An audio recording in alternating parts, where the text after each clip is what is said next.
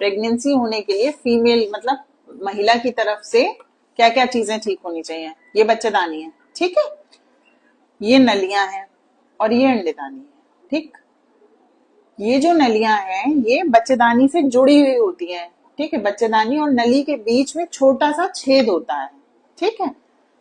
तो जो स्पर्म जाता है हस्बैंड के थ्रू, जो स्पर्म जाता है वो यहां से जाएगा और इस छेद से नली तक पहुंचता है, ठीक है।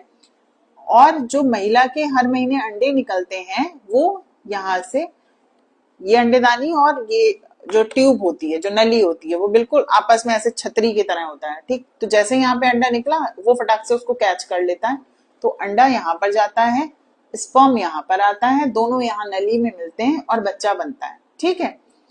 तो अब क्या क्या खराबी हो सकती है कि बच्चा नहीं रुकेगा? या तो स्पर्म जाने का रास्ता ही नहीं है, मतलब बिल्कुल बंद है, या फिर यहाँ पे कोई ऐसा फाइब्रॉइड यानी कुछ गांठ जैसी है वो अंदर जाने ही कुछ नहीं दे रही, ये बंद हो गया, यानी बच्चेदानी में कोई खराबी हो।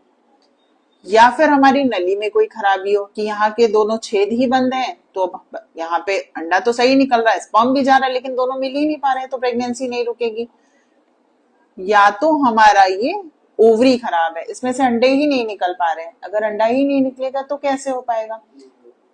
कई बार क्या होता है, सब कुछ ठीक है लेकिन ये ओवरी और जो ट्यूब होती है वो सही से इनका रिलेशन नहीं होता है, मतलब अंडा भी निकल रहा है लेकिन वहां तक वो कैच ही नहीं कर पा रहा, वो उसके ऊपर एकदम छाते की तरह नहीं रखा, वो अलग कहीं चिपका पड़ा हुआ है।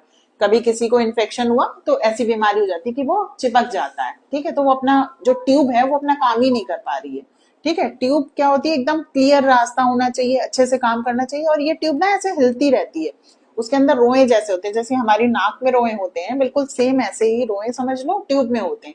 तो ये अंडे और स्पर्म को मिलाने का काम करता है, ठीक है। तो महिला में हमें ट्यूब की जांच करनी होती है, ओवरी की जांच करनी होती है और यूट्रस की जांच करनी होती है, ठीक है। आदमियों में यानी मेल्स में सिर्फ एक जांच हमें करनी है, वो है सीमेन की, यानी हमारा स्पर्म ठीक है या नहीं ठीक है, ठीक है।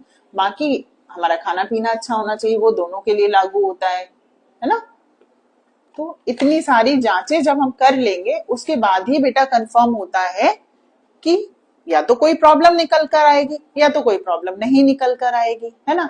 अगर कोई समस्या आती है, जैसे हमारी ट्यूब बंद आती है या इसमें कुछ प्रॉब्लम आ जाती है, तो उस हिसाब से ट्रीटमेंट हो जाता है। नहीं कोई समस्या आती है तो उस हिसाब से हम लोग ट्रीटमेंट करते हैं।